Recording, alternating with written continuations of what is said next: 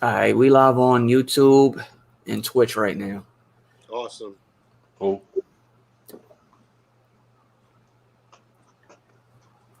Are we up? Yep. Yeah, we are up, actually. And I just shared it. Oh, that's perfect. Yep. Yeah. We go on YouTube. All right, cool. Yeah, everybody just share it. Y'all ready? We good? Yeah, we good. good. Let's go. Ladies and gentlemen, we are back. We are back. Welcome to the Shoot Your Shot podcast. I'm your host, Mike Vick. We got my co-host, Joe. Going on, people? Ladies and gentlemen, we have somebody new to the team, Joseph, who is our official moderator. Joseph, the stage is yours. What's up, everybody? I mean, I know y'all had pretty good followers when y'all were going around the first time, so just letting y'all know, for everybody who liked what y'all was doing before, I ain't here to change that shit. I'm here to just refine it a little bit. And let me just go ahead, and y'all got hats on, so let me go ahead. We all representing. Rep my squad real quick. I'm the only one in here really repping my squad because I'm the only one that's got a playoff squad right now. For now. For now. Born and raised.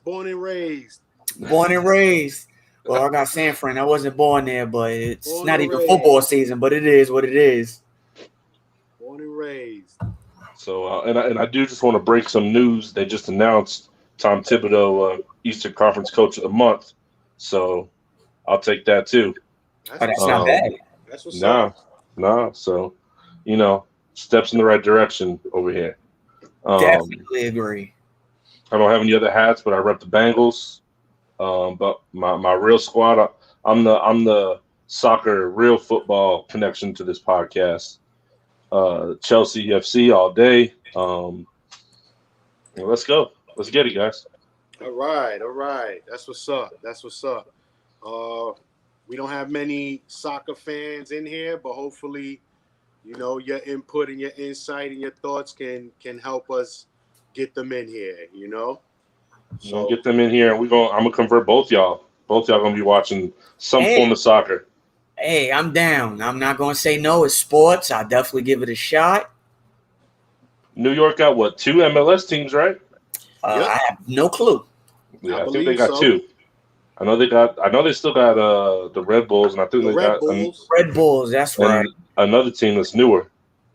Yeah, I'm not too far from that team in Newark. I forgot the name of them, but I'm not too far from there. Well, Vic is even closer because I am. You up there. So, I'm right there. But yeah, like I said, hopefully your insight in soccer would help us bring in that soccer audience, the real football. Yeah. So let's jump into the meat and potatoes of the show, and floor's yours, guys. So I think we should get into it because it's the most relevant thing in sports right now. Starting tomorrow, we got the play-in. So what is it? Tomorrow we got Hornets and Pacers and Wizards and Celtics. So essentially the Eastern Conference play-in tournament starts tomorrow. I want to hear from both of y'all, see who y'all got, see how y'all feeling, and then we'll touch on the Western Conference after that. Okay. Perfect. Joe, you want to take it from there? You want me to go first? Yeah, you can go first. I'm going Pacers Wizards. Pacers, I think they actually have the better team. I think they're playing pretty decent basketball. I know the record doesn't show that. I don't think the Hornets got anybody to stop Sabonis, honestly. LeVert is a headache. Celtics, no Brown. They've been looking like shit all season long. Tatum can ball. We know Tatum can ball. But he's not reached that level yet to where he can fully take over. He's going to give you points, but he doesn't do the other things that you need from a superstar. So he hasn't reached that level yet. And the Wizards is capable of beating anybody one game. Let's just put that out there. Between Bill and Westbrook, they're playing some of the best basketball right now. So yeah, I'm definitely going Wizards and Pacers. What you got, Joe? I'm a agree with you on the Wizards, but I honestly think Charlotte can beat the Pacers right now. Surprise. With Melo being back. No, LaMelo. We're not going to disrespect the real Melo on this podcast. All right, with 3 to the LaMelo, dome, baby. with LaMelo being back, and I just feel like this is a whole different team. You know what I'm saying? And you talk about one game, then I'm gonna roll with them. If it was a series now, then maybe the Pacers would be able to pull through. But you're talking about one game, and the inconsistencies with that Pacers team is what really gets to me. You know, on a night-to-night basis, they don't play their best basketball. So you could definitely catch them on a bad night, and that'll end their season right there. So I'm gonna Let me say run this. with. Let me say this real quick. If any of these dudes for any of these 4 games don't show up to this game, they have no business being in the NBA. You got I to show agree. up this game and I, give I everything you I got. I totally agree, but I also feel like with what Charlotte is playing for, you know who you got in their head. I'm pretty sure MJ is all in their head, letting them know, hey man, when this is winner take all, this is winner take all. And when it comes down to winner take all mentality, nobody really has the brain of a Michael Jordan. He's not playing, but I'm pretty sure he has that mindset stuck in them that they need to go out there and play their best basketball. And you know, you say they don't have no one to hold Sabonis, but it's like, who does the Pacers have to hold Ball, and who does the Pacers have to hold Bridges and and um and even Rozier? Like you need your stars to step up right now. And I just see Charlotte stars stepping up faster and stepping up in the spot like this over Indiana. So I got the Pacers. I mean, I got the Hornets and the Wizards. So I feel like both y'all make good points. Um, to me, this game is a wash because it don't matter who wins. Neither of them getting out the first round. Neither team. Neither team, and I'm talking specifically Charlotte and Pacers. Um, Pacers, they made the playoffs last year or no? I don't believe so. So neither team has any real playoff experience other than Rozier might have got some when he was in Boston. Oh, they did. They got swept in the first round against Miami. Sorry. Okay, so they got some experience, and even getting swept is experience. They pretty much got the same team other than LeVert coming in. Oladipo was out last year by playoffs anyway. I don't think either team has that player that could really take over when it counts. I think it's going to be defense going to win this series or this game. Which neither Um, team plays. yeah, the I think it's going to come down to Coaching. coaching and a single possession. I don't think this is a blowout either way. I think this is a close game. The Knicks fan in me will not let me pick the Pacers, so I'm taking the Hornets. Do you think the lack of playoff experience from the Hornets, specifically LaMelo, it's his first time? Do you think that's going to hurt them? Absolutely. I don't think it is. I don't. I think you got to remember he's still a rookie. I understand that, but you got to understand that this kid has already shown that he doesn't fold really under pressure. Like, he's been handling pressure since day one. And even when he was coming off the bench in the beginning of the season, he faced a little pressure. And then he faced even more pressure when they put him in the starting lineup. Some were saying he didn't deserve to be a starter, but they put him in that lineup. And to be honest, that team got better. You know what I'm saying? So I just don't see him folding under pressure. Now, as far as pressure goes, you got to look at guys like Sabonis, Karis LeVert, who are under more pressure because, to be honest, everyone is looking at the Pacers as the better team. They should win this game. You know what I'm saying?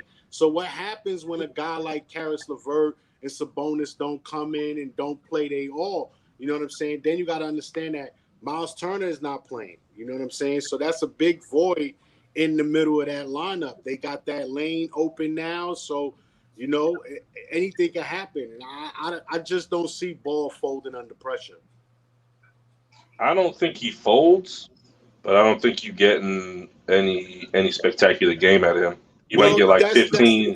15 and 5. I In mean, but five, that's yeah, the I agree. that's the thing with him. He's not looking to go out there and give you 30 or 40 points. He's looking to get you 15 to 20 efficient points.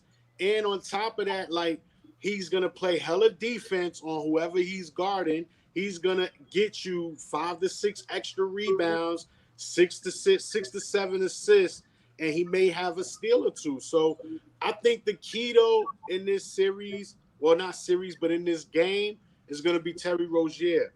What Rozier are you going to get? Are you going to get the Rozier that goes out there and give you 25 to 30 efficiently, or are you going to get the Rozier that gives you 21 points off of 20 shots? So I think that's going to be the key. As far as Ball, I don't see Ball folding, and I see him giving you a great game. I just don't. You know what I'm saying? See it from Rozier. That's going to be the key. But I'm still going to pick the Hornets over the Pacers. Yeah, I'm with you. Like I said, I've got the Hornets winning. I think it's close. Vic, you're the only one with the Pacers. So who do you think is the difference maker for them? Or who do you think the difference maker will be for them? It's got to be Sabonis. It all comes down to Sabonis. The Hornets don't really have a big man. He's got to take advantage. He's got to eat. He have to eat. You're gonna put on a PJ Washington? What is PJ Washington gonna do? You gonna put Bismack on him? Cool, put Bismack on him. Too slow. So they don't really have a dominant big man that can really stop Sabonis. And Sabonis don't need to score to impact the game. He rebounds, he plays defense, he gets assists, he does all the little things that you need from a big man to impact that game. If he goes out there and give you 15 points, that's fine. He might give you 15, 10, 9, couple steals, couple defensive plays, couple blocks, whatever the case may be. But I think Sabonis is definitely the key factor for Indiana winning this game. I mean, he's the only All-Star, right? And he's both the teams. All-Star, yeah. He seeing that's the thing. That's the difference between the situation he's in and I feel that Ball's in. Ball could have a game like Joe said where it's not a huge, not jumping out at you in the stat line. Sabonis need to have that game. You can't be an all-star and have a decent game in a game like this. You got to come out. You got to drop 30. You got to have, for him, 10, 11 boards, 3, 4 assists. Like, that's what he got to do. He got to put the team on his back because he's the all-star. If he don't do that, then he don't deserve that all-star in this scenario. Well, I feel he has to because, again, the injury bug has bitten the Pacers, man. They're going to be missing vital starters, not bench players, but starters. You got Turner out. Brogdon might not play. So those are two key starters in your lineup that makes a difference. And without them, I just don't see it. I don't see the Hornets losing. If they do, then they shot themselves in the foot. It'll be one of them games where they just didn't come out to play. The Hornets come out to play. If they come out to play, they should be able to beat this Pacers team because this Pacers team is hobbling into the playoffs. And I'll just say this, and we'll wrap it up on this. I'm a big fan of Karis LeVert. I liked him when he was in Brooklyn. He's just a real good. Just as far as like these young kids go, he know how to do it right. I don't think he's all the way back right yet, but I think going forward he's going to be in a good situation. I agree. I agree with that. But so let's go to the second game: Wizards Celtics. Who y'all got? Joe, you go first, Joe. Seeing the way Boston has been playing, they just can't seem to get it together. And Washington is really feeling themselves right now. They're starting to gain that momentum. And if Bradley Beal is at least 85 to 90%, I see them winning easy. Like I see them winning by at least 7 to 10 points. They got this game in the bag. I don't see Boston with an answer for both guys. You're missing Jaylen Brown. Kemba Walker is up and down. And Tatum is like, I feel like he tries to do too much when it comes to offense. He doesn't really look for his teammates. He tries to do too much on his own. And this is a game that you're not going to be able to do that. That You're shit going ain't to have gonna to work. get that. Yeah, you're going to have to get that team involved if you want to win. And I just don't see that happening. So I got the Wizards winning by at least 7. Vic? Yeah, I agree with everything Joe said. What Kemba you gonna get? Are we gonna get Marcus Smart or are we gonna get Marcus Dumb? Like which one are we gonna get? Um, Westbrook and Bill, they play pretty good together. I'm not even gonna lie. They play great. Westbrook has the playoff experience. He's the key factor, in my opinion. Westbrook is the key factor in this one game tournament. But yeah, I agree with Joe 100%. I got Washington winning. I don't know if it's going to be a blowout. I could see it being kind of close, maybe 3, 4, 5 points. But I'm taking Washington. Let's be clear: the NBA is not going to let the Celtics get blown out on national TV. No, NBA won't allow that. I mean, They'll lose by 10, but it won't be more than 10. it's happened already,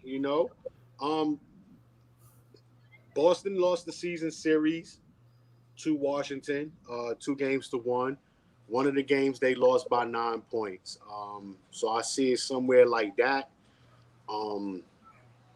Again, I just don't feel Boston has the answers for this Washington team right now. They're not fully healthy. They're not clicking on every cylinder. They don't have it all. They're like an emotional roller coaster right now. And I just don't see them getting it together. And the pressure is on them. Washington really has nothing to lose. House They money. weren't supposed to be here. Yeah, right. Nobody expected them to be here. Everyone expected them to be a lottery team, even after getting Westbrook. They expected them to be a lottery team. Boston was supposed to be a top 3 team in the league, in the East. So with the Some fact people had them number 1. right, with the fact that they are fighting now for a player in position, like that's totally underachieving, and I see it continuing. So I'll make it quick and easy. I got Washington. I would never pick the Celtics, even if I thought they had a good team. I probably wouldn't either. But I agree with everything y'all said. I think Tatum, they putting too much on him too early. He not the dude that they trying to make him into yet. Anyway, maybe he will be. I see him more as a Lamar Odom once he gets into his career, like someone who can just do everything, but he's never going to be your best player on the team. Right now, he's the best player on that team, and he's too inconsistent with everything else. He's got good offensive game, but he's too inconsistent everywhere else, especially in the crunch time.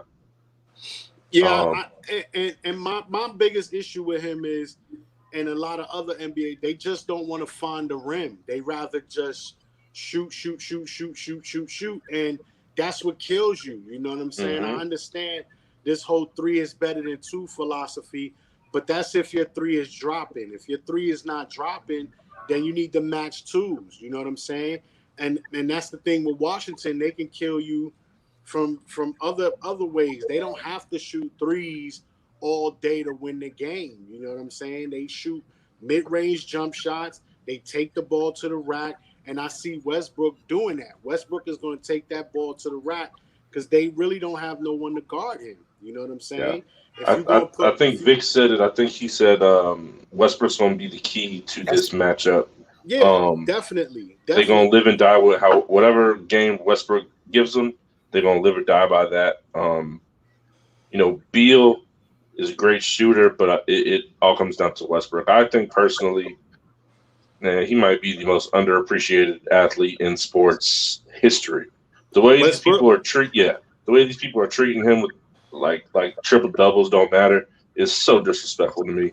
If this was LeBron James doing this shit, they'd be parades down Cleveland at like Los Angeles, but we ain't going to get into that though. But yeah, like I said, we'll keep that one short. I think that'll be a real easy game. Washington got it. I think we all agree there. So we'll move it on to the next night, the Western Conference game. So we got, I mean, the game everybody want to see. We all know the Lakers and Warriors, but I guess we got to watch the other game first. So who y'all got in that matchup? The Spurs and the Grizzlies. Spurs and Grizzlies. I don't even need the answer. You already know.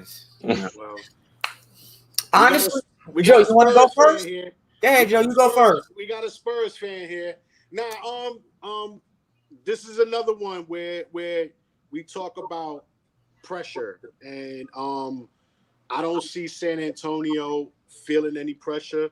You got the great Pop, who's been here so many freaking times. You got DeRozan, all those is the Spurs. He's been here so many times. So I don't see them under any pressure, and it's a one game thing. I just see Ja trying to do too much and putting up one of those 4 for 17 nights, and I see them getting bounced. So I got the Spurs in that one. It's a good pick. I like that pick. It's a great pick. I'm pretty sure you would. Of course, my heart is going to go with the Spurs no matter who we play. I don't care. I'm going to pick the Spurs. But realistically, I honestly don't know. It's like one day my Spurs will lose to OKC by like 20, and then the next night they'll come out and beat Philly by 15. And it's like, I don't get it. It makes no sense. What Spurs team are we going to get Wednesday night? The same thing is with Memphis. Memphis could lose to OKC, and then the next night they come out there and they beat the Nets. You got two inconsistent teams that's playing each other. Can go either way. The X Factor, it shouldn't come down to this, but the X Factor is Greg Popovich. And that's sad that the coach is the X Factor, but that's who the X Factor is, in my opinion at least. Ja Morant has been inconsistent all season long. One game he'll put up 25, 30, the next game he's putting up 12. Don't know what Ja Morant I'm going to get. The same thing with DeRozan. Dejounte Murray has been inconsistent. He's capable of averaging a triple-double, but he's been so inconsistent as well. Lonnie Walker, you don't know what you're going to get from him. The list goes on and on and on and on with both teams. The only one consistent, honestly, is Valanciunas. That might be the difference maker. I don't know. It's a toss-up. My heart's going to tell me Spurs, but I really don't know who's going to win this game, honestly. I got 2 words. Taylor Jenkins. Y'all know who that is? Yeah, it's the Grizzlies coach. Nobody fucking knows who he is.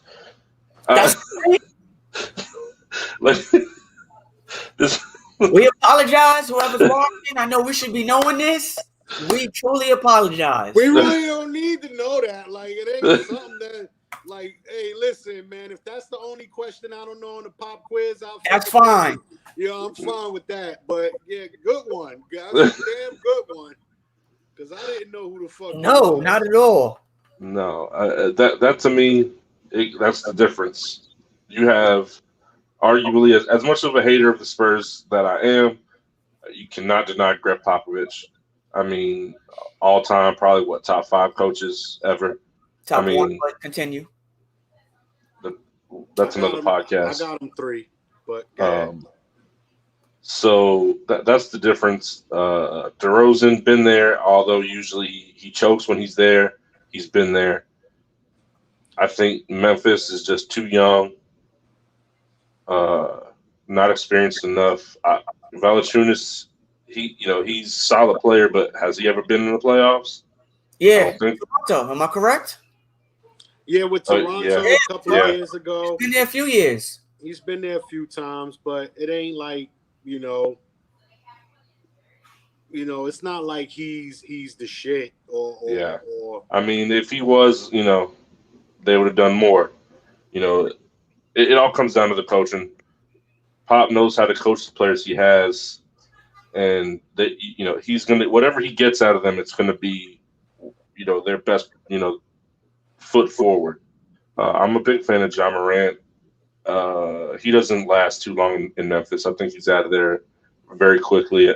I think Memphis has proven they don't do much to develop and really get teams to that elite level, but that's a different conversation. So yeah, I'll agree. I'm taking the Spurs. My sister's gonna love that pick. She's a Spurs fan too, and it kills me to make that pick. This guy's still dwelling on 2000. Let the hurt go. Yeah, it's been 20 years, 21 years. Let the hurt go. The wound still feels fresh. You just ripping the Band-Aid off? So if you feel that way about the Spurs, I could just imagine how you feel about the Bulls. About the Bulls? Yeah. We've already had that conversation. For me, I appreciated the greatness. When you're getting beat by Tim Duncan, you don't appreciate that greatness. It's so boring to watch. Like, oh wow, another mid-range bank shot. We're not gonna go there. That's a segment for another podcast. So the game that really, I would say, most people, even the casual or non-fans that care about is down to this game. I'm not going to say the NBA set it up this way because they wanted the people to actually watch this playing tournament, but we got Lakers, we got Warriors. Who y'all got? Vic, we'll start with you. This is a tough one. I want to ride with Steph. That's my guy. Steph is my guy. But you got LeBron on the other side of the court with AD. It's kind of hard to go against that. My question is, how healthy is LeBron and AD? Is that supporting cast going to show up? What are we going to get from Drummond? Then on the other end, Wiggins has been fantastic the last month and a half or so. Is Wiggins going to go back into that Wiggins? Or is Wiggins going to continue to flourish? We know Draymond's probably going to do what Draymond going to do. 5 points, 12, 13 boards, 7, 8, 9 assists, play hard defense, smart foul, smart basketball IQ. My thing with Golden State is where's the offense going to come from outside of Steph? That's my only issue. I'm going to go with the Lakers just because LeBron's the X factor as always. Even if Steph puts up 50, what are we going to get from everybody else? And that's a big question mark. So with that, I'm going with the Lakers. Joe? I wouldn't say hate, but my dislike of LeBron and LeBron's fans won't let me pick them. So I think it's more so of the fans than him. I could be wrong. You could be wrong. You could be right. But he's got the worst fans since Kobe fans. R.I.P. Kobe. They are 10 times, 100 times worse. Yeah. Because they can't even admit fault or wrong. So I'm gonna run with Golden State. Even though I know the Lakers can win, I just feel like it's going to be a lot of excuses. If the Lakers do lose, it's going to be, oh, we wasn't healthy, oh, we missed time, and all this and all that. I just think right now, the same thing with Washington, Golden State is clicking at the right time. They are starting to get healthy, or they are healthy. I think Wiggins is finding his place in Golden State and finding where he needs to be in Golden State. And you got to look at them role players. Toscano Anderson, and you got Jordan Poole, even Mulder. Like, these guys are starting to come into their own. They're starting to feel that game, and they're starting to know where to be at. You got to, in the beginning of the season, they didn't know none of these things. You was asking guys that was playing 5 to 10 minutes to now play 20 to 30 minutes, and it's not easy to do that at the NBA speed. They were learning as they went along. So now it's like, you guys know it. You guys know where to be. You guys know where you need to be. I also look at the Lakers as underestimating Golden State right now. You got guys like Caldwell Pope, You got especially like Kuzma. These guys are gonna go in that game. Schroeder, they're gonna go in that game thinking it's gonna be easy and thinking that Golden State ain't gonna show up. And if Golden State shows up and you get a Steph night, where he can go for 35, 40, that's gonna be dangerous. Um, LeBron appears to be healthy the way he was jumping and dunking all over the place. I don't want to hear he was hurt, because he wasn't hurt. The man had about 4 or 5 dunks over his last 2-3 games where they were like, he jumping from all over the place. So I don't want to hear this he was hurt crap. Davis, I don't want to hear the same thing with him. He was hurt. He dropped them. He had 2 back-to-back great games, and he's back. He's screaming. He's puffing his chest up. All the fans is, oh, they're back. That's what's up. And all right, keep that same attitude. When you foil, when you lose, I don't want to hear you saying any excuses about, oh, he wasn't 100% and he was hurt and, he didn't have it and all this, that, and the third. So I'm going to go out on a limb, and I could be wrong, but I'm going to take Golden State. I feel that. I'll say if I was betting money on this, which I'm not, I would pick the Lakers.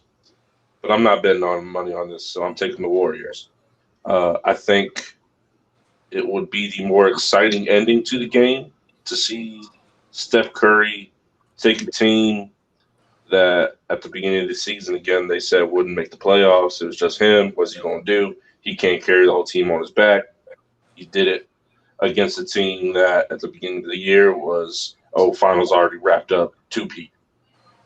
I think that'll be the more exciting storyline for the NBA. I think in general, anytime LeBron is involved, like Vic said, he is the focal point. He is everything. Doesn't matter.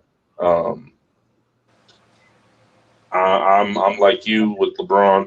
I completely appreciate his talents and what he's done in the NBA. Off the court, he's even better, but his fans make him intolerable to root for him. It's so hard to root for him with that fan base the way that they are. I think Steph has a Steph game.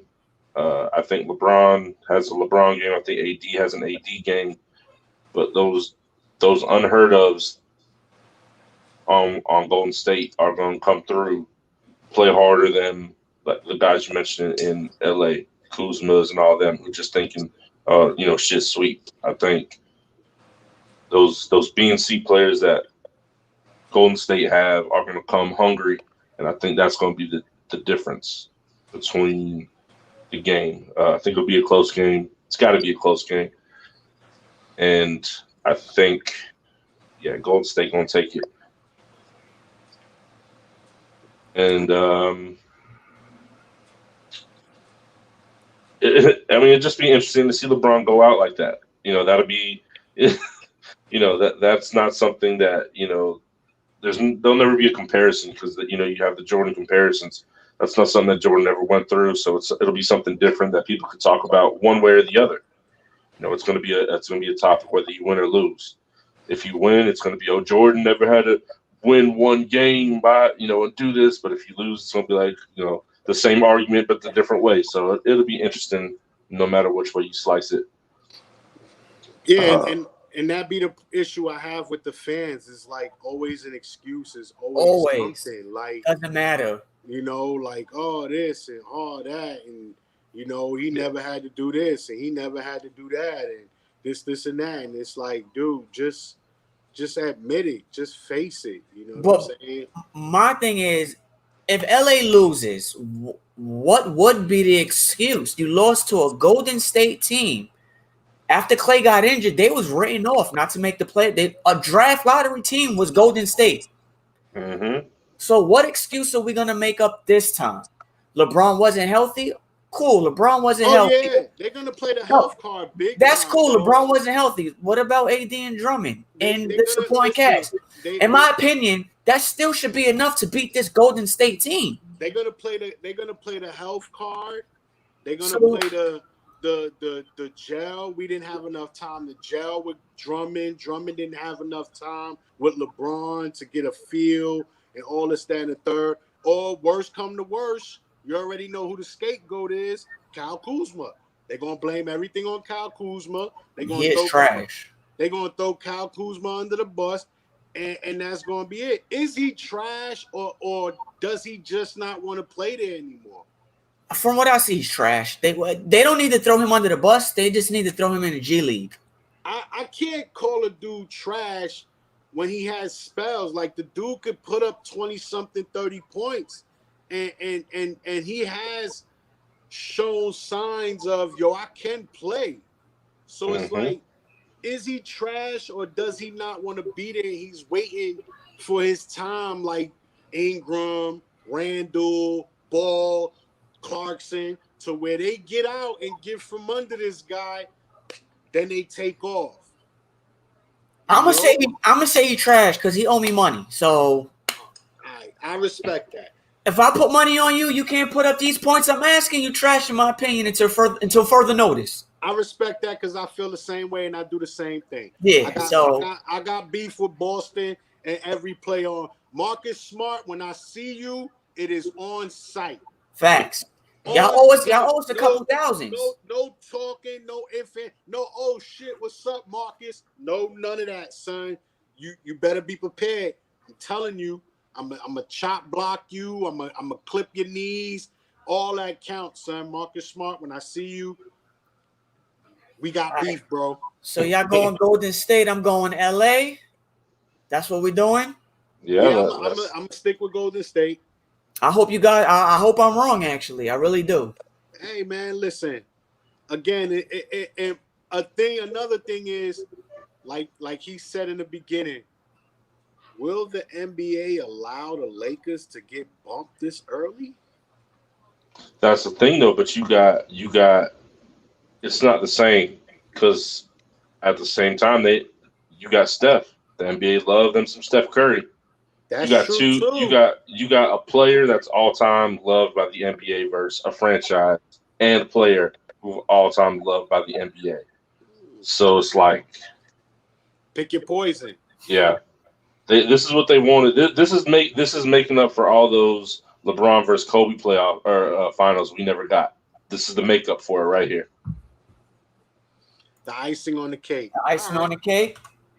So I got a question, a quick pop-up question for y'all that we didn't talk about. So if y'all need to take a second, I can go first if y'all want. But what team fucked up the most this year by not making it either into the playoffs or into this play-in tournament? One team only. Wait, say that one more time. I'm sorry, I was distracted for a second. What team do you think fucked up the most by not either making the playoffs or making this play-in tournament? So I'll go first. My pick is the Pelicans. The Pelicans, with all the talent that they supposedly have, should have been in, at the very least, the playoff tournament, the play-in tournament. One. That's a good pick. I'm a fan of Zion. I like Zion. I think he's very one-dimensional right now. But let's not ignore the fact that out of the top 3 picks from last year, he's the odd man out. RJ's in there. Shaw's in there. No Zion. He's got way better players surrounding him than either of those other 2 guys.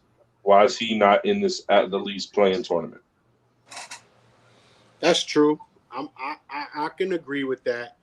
But I'm going to go with a 2-way tie, and I'm going to say the Toronto Raptors and the Boston Celtics. Well, the Celtics are in, though. We're not counting the Celtics. What I'm saying is they shouldn't be in this position. They shouldn't be in the play-in tournament. They should be a top 3 team in that Eastern Conference. They shouldn't have to be fighting for a playoff position with a 1-game play-in tournament. So let me ask you this then, based off that. If they lose the play-in game, is that Brad Stevens' last game coaching? I honestly would fire him, but I don't see them firing him. I don't see them fire him either. I just see them saying, well, Jaylen Brown wasn't there. You know what I Yeah, mean? they're gonna make excuses. That could have been, the missing, piece to the puzzle. Well, if Jalen was there, maybe things would have went different. But I don't see them firing Brad Stevens, not yet. Even if Jaylen Brown is there, it wasn't like they were a 3 seed or a 4 seed with him. Yeah, he just went out. Right, he just went out like a week or two ago. So it ain't like. But remember, half a season. But they started clicking for maybe about a week, maybe 2 weeks. They were clicking. They went on a little win streak. They was starting to find themselves. And then they lost a couple games. And then I think Jalen went out after that. I could be wrong. But I think they gelled for a little bit, lost a few games. I just think they are better than this. That whole team is better than this. You know what I'm saying? You got guys that's supposed to step up if a Jaylen Brown goes down, And then they made the trade for Fournier. And, I don't know. He must have left his game in Orlando because he hasn't been doing nothing since he came to Boston. You got Kemba Walker, who's looked like the worst he's ever looked in his career. Like inconsistencies. I don't know what's going on in his mind, in his game. But should have this came is to New York. The worst, he's ever played. Maybe he should have went to New York. I don't know what's going on with him. Then Tatum is like, he's another roller coaster where it's like he can give you 40, 38, 40, or he can give you 23, 24, shooting the ball 19, 20 times. So it's like, I don't know. And then they don't really have an identity. Are they a running gun? Are they an inside, half court? I just feel like it's a lot of question marks with that Boston team, and they just shouldn't be in this position right now. And then the other team, I would say Toronto. They got too much talent and too much experience to be completely out of this playing, situation. I believe there was times throughout the season where they just tanked and they didn't give their all, and it came to backfire and it bit them in the ass. So I hold Toronto to a better standard than what they gave me this year. I'll agree with that. What about you, Vic? I'm gonna go with a two-way tie. I definitely agree with the Pelicans. That team should be at least, in my opinion, if not top 5, a top 6 team in the West. It's just too much talent on that team. It's way too much. Way too much talent on that team to not even make it to the play-in. Not to mention Van Gundy is the coach. And Van Gundy is the coach. There's literally no excuse. But like Joe said with Boston, Pelicans, what's your identity? This is I'm putting this on Zion. Zion, what type of player do you want to be? What are you? What are you? I don't know what you are. He can only be one thing right now. And it's highlights. It's highlights. Yeah, highlights. Bully ball. That's all he could do. He has no jump shot whatsoever. No finesse to his game. None of that. But that goes on the New Orleans coaching staff team. That's on the coaching staff. Like what are they doing to try to get this team better? Are they doing anything, or are they just letting these guys go out there? Because if you look at Ingram, look how he started the season and look how he finished the season. He went from high to very low. You know what I'm saying? Like, I figured he would be in the MVP conversation towards the end of the season the way he started, and he just fell off the map, completely. So, you know what I'm saying? I mean, I think it's just issues with that coaching staff and that development team out there. His biggest issue will be what he needs to find out what his playing weight's going to be, because he's way too heavy to play a full NBA season. I mean, I know that's kind of his thing, but he putting too much pressure on those knees. If he want to last, he gonna have to lighten up a little bit and find another way to play. Oh no, I definitely agree. If you're going to keep that weight, then you might want to be a back to the basket player type. Yeah. Yeah, but that game has died out. That's the missing art. Right. That game has died out. And my advice would be go look at Charles Barkley. He gave you 10, 11 great seasons. Then after that, he was completely dog shit because of them knees and that back. And because he was playing that big position the same way, wanting to jump and dunk and grab rebounds, and the pressure on them knees and ankles and back just couldn't take him to the next level. So I do agree. I said it from day one. Zion needs to drop. He's not a great rebounder. He has no clue how to box out. That size, you should be able to box out. I'm sorry. I don't care. If you don't get the rebound, just box out. Yeah. Once again, that's another missing art of the NBA. No one knows how to box out no more. They just jump. They just jump for the rebound. They get the rebound and get it. But that's another part of the game he needs to work on is rebounding. You're playing the 4. You got to work on that. That's true. But I mean, I know we got a very small sample of him last season, but I think it's, again, if we're talking about those top 3 picks, he has advanced the least at all 3 of them. RJ has gotten a million times better than he was last year. Ja's gotten slightly better than he was last year. I actually think Ja digressed compared to last season. I think he digressed. So? Yeah. Season. I expect him to average at least 20 plus this year. Yeah, if not, shoot better, have a more efficient game. Ja didn't give me a step up. I think he took a step back. A small step back, nothing crazy. Yeah. Last year I would give him a B plus. This year I would have probably gave him like a C plus, maybe a B minus. Like I do feel he digressed a little bit. But it doesn't affect him because he's only there 2. He's averaging 19, 4, and 7. This year. Oh no, year. That's true. That's true. That's true. But I still expected more. For me. Last year he averaged pretty much 18, 7, and 4. So he averaged basically the same thing. He pretty much stayed the same. Now, look at the field goal percentage.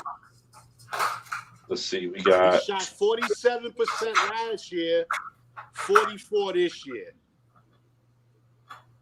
Yeah. So that's not that big of a drop off, though. That's a big drop off, especially if you're shooting more. So you're shooting more, but you're missing more. So you're not really playing efficient. Then on top of that, you didn't step up. Nothing got better. You got worse in shooting from regular and 3, and you stayed the same with assist and rebound. In the free throw line, you dropped off in free throws, and you stayed the same with assists, rebounds. You're not giving me more. You're not just giving me a more efficient game.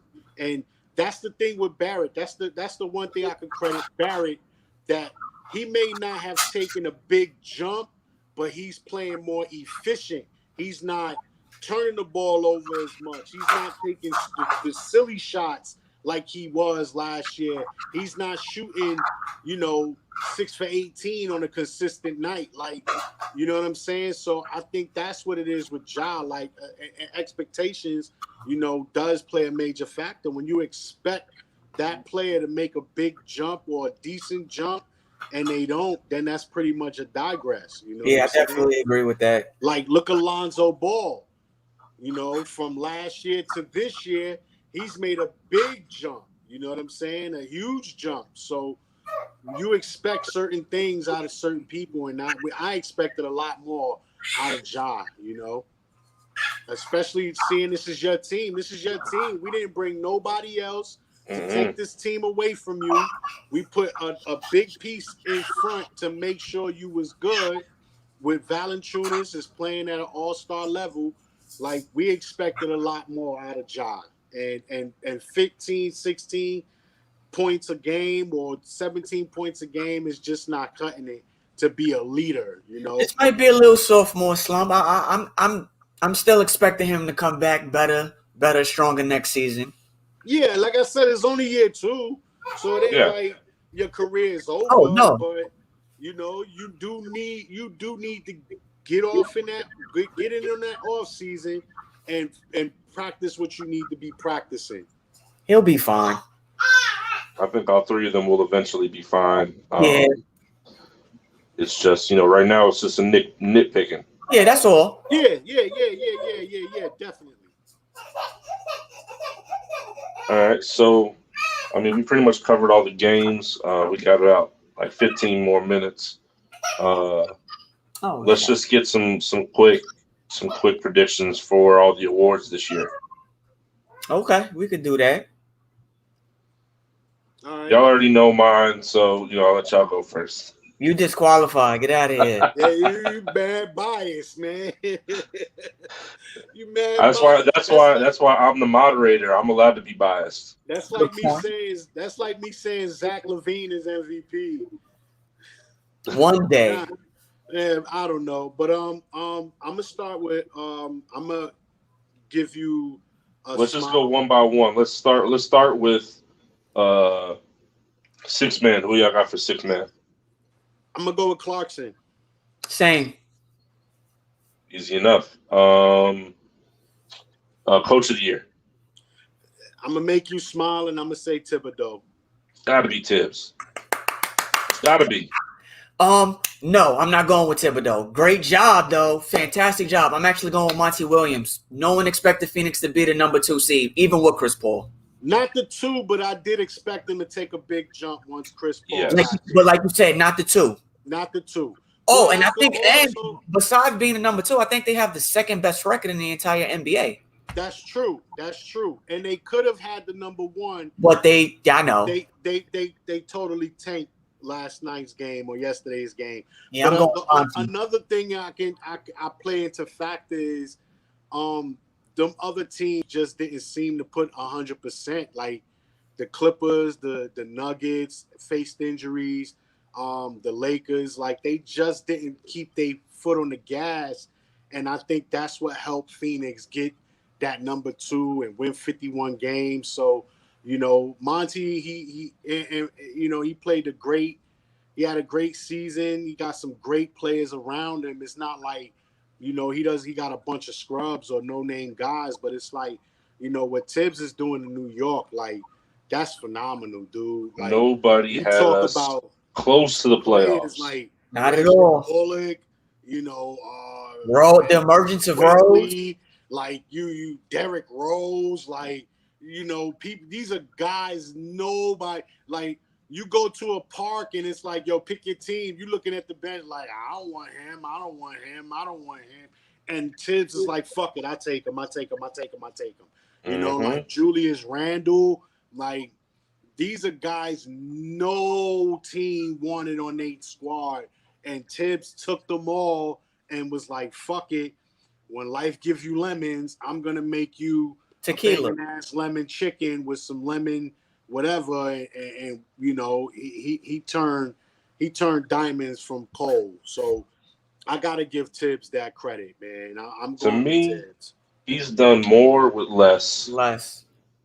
And we all know the pressure of being the coach of the New York Knicks, New York media in general. That pressure does not exist in Phoenix. No, Nobody really gives a doesn't. damn whether Phoenix wins or loses. So to me, the pressure, like Joe said, nobody wanted these dudes. When we were signing these guys, people were laughing at us.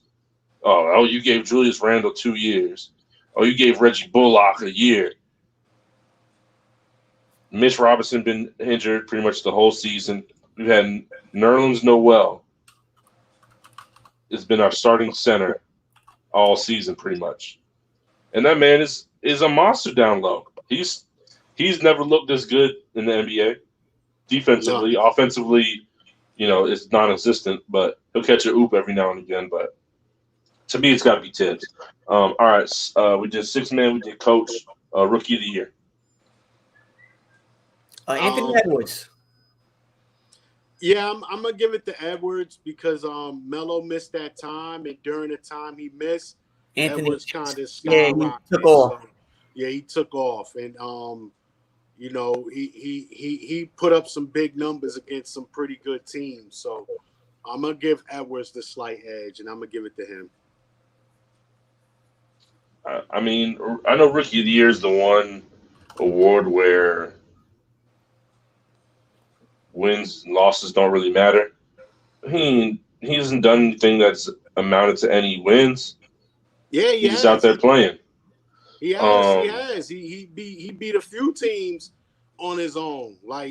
Yeah, they may not matter because I he's get not a that, but at the playoff. end of the day, where they at? They at home already. I mean, that And like I again, said, like you the said, rookie of the year, that don't matter. it Because don't usually the matter. best rookies are going to be the ones that are on the Right? bad teams. But Exactly, they not looking at wins losses when it comes to rookies.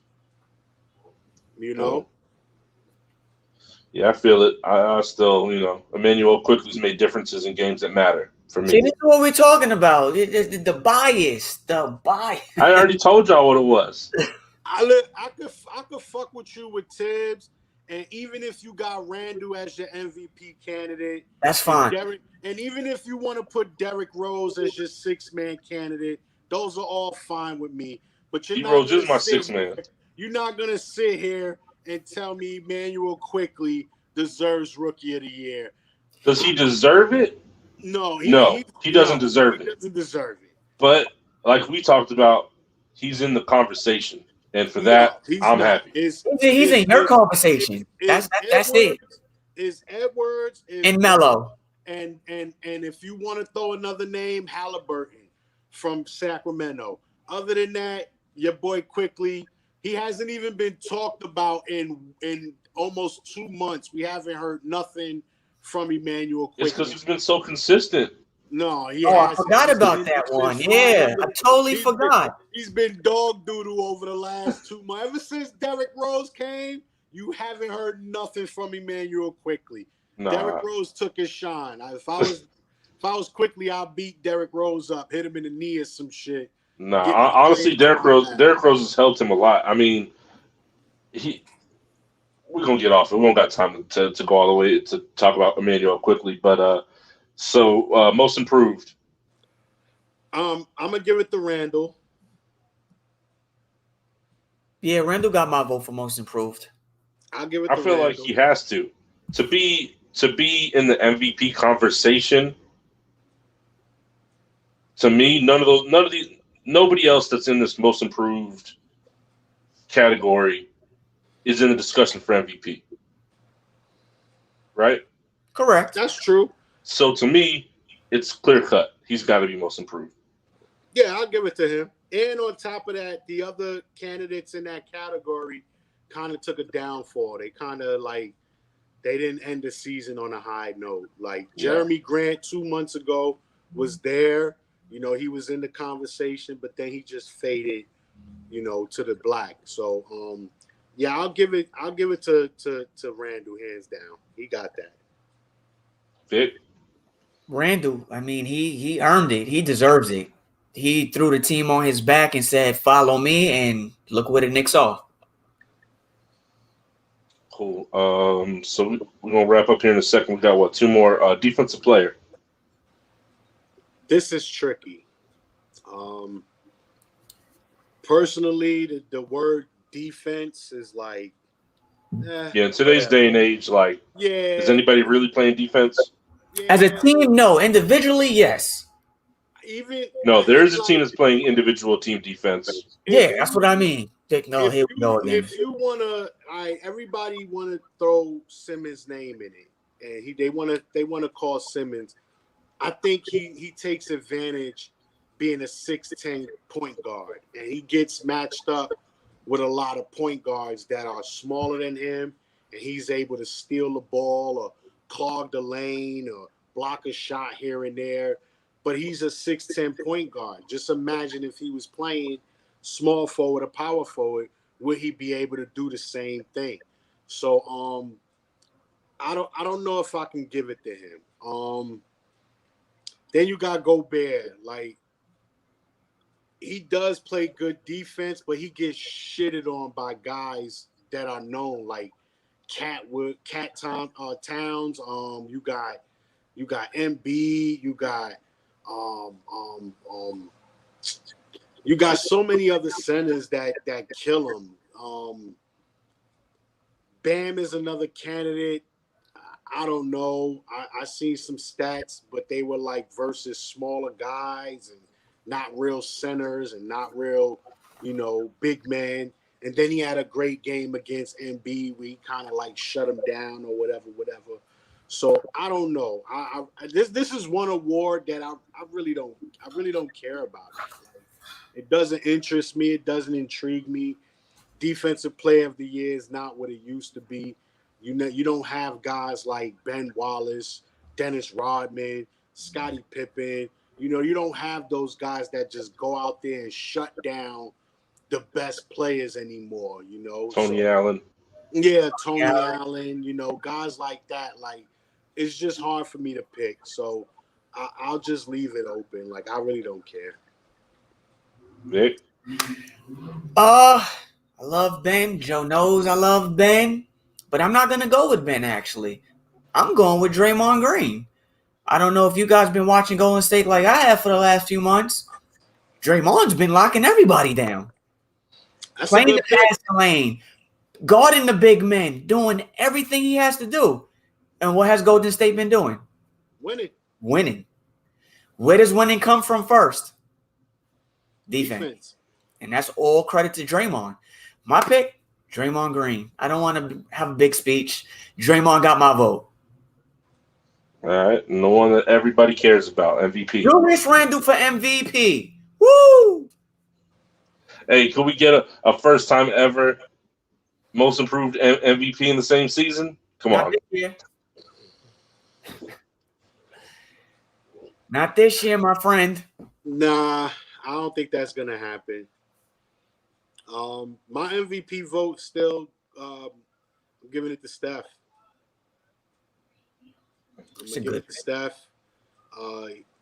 Again, it goes based on expectations. Nobody expected Golden State to be here. They expected Golden State to be a lottery team.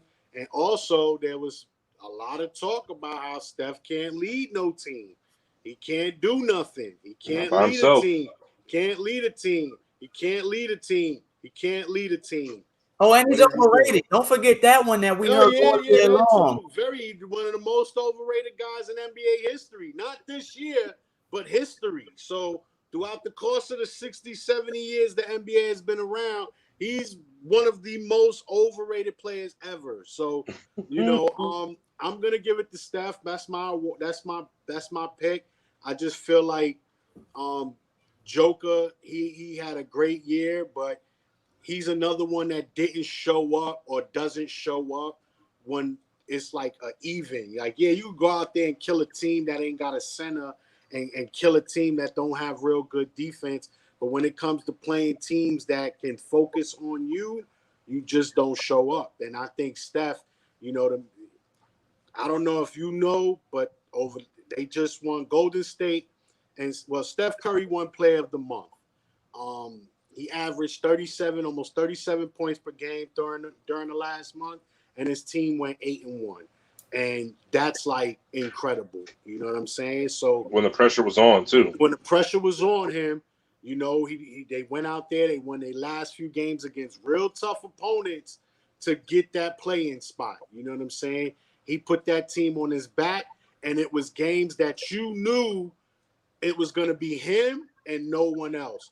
The man was not just double team, he was triple team, and in certain situations, he was quadruple team, and he still went out there to drop his 30-something points per game. So I have to give it to Steph. Oh, man. Steph is a great choice, but them being the 8th seed, I think that's what's just going to kill it. He's just too low of a seed. When did Westbrook win it? They was the 6th, the 5th or the 6th? The 6th? They were the 6th seed. Yeah, I mean, I just don't see it with them being the 8th. I'm rooting for Steph, but realistically, I don't think it's going to go to Steph.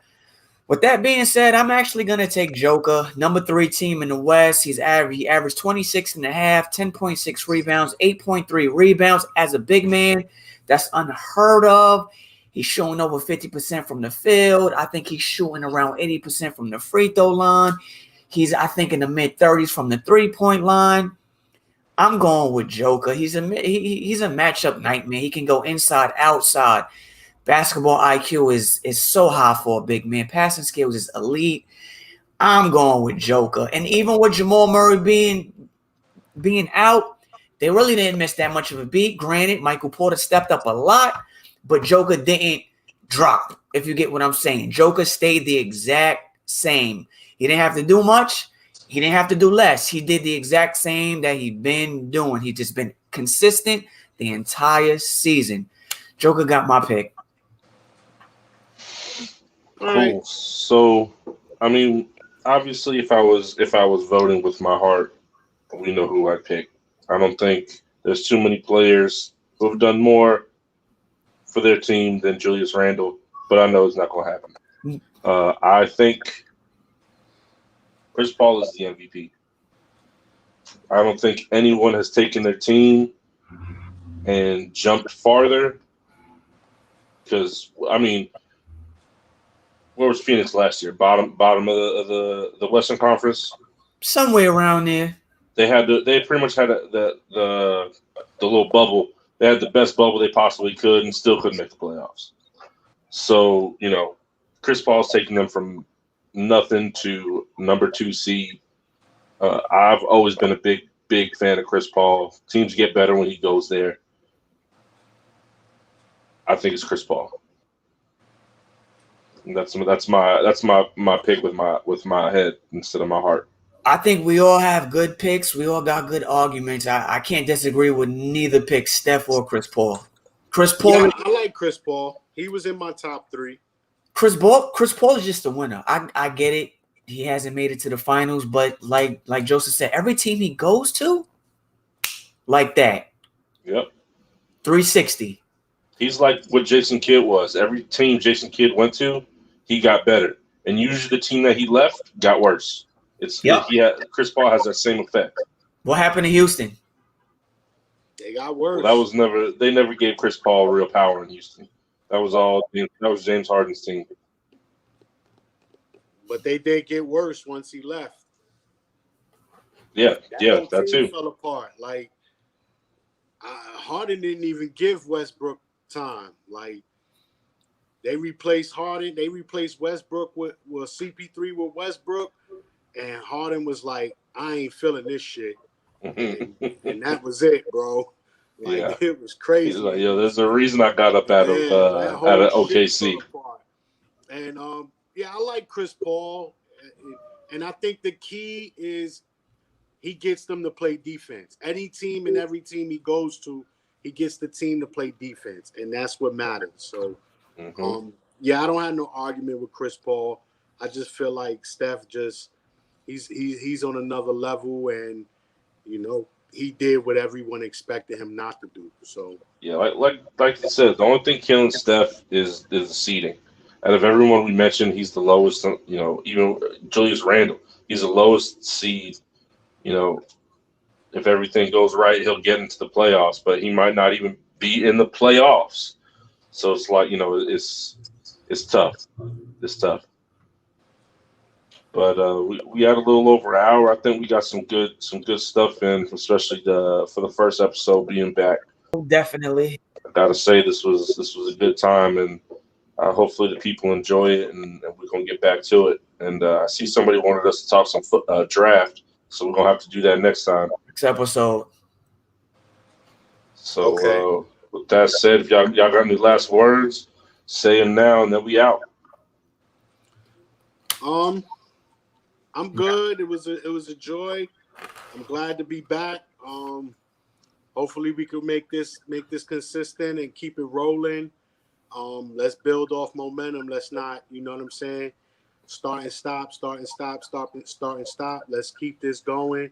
Let's give the people what they want, and let's just take off from here. Yeah, everything Joe said. Let's just it's good to be back. Good to get our voice out there, doing what we actually love to do, talk sports. You know what I mean? Have conversations about it, and let's just stay consistent with it. Like Joe said, off on. Let's just keep the button on all night, all day, 24/7, 365. That's what it is. Let's get it. All right, everyone. Take it easy. Peace. See And you we Sunday. out. The Knicks is trash. Steph MVP.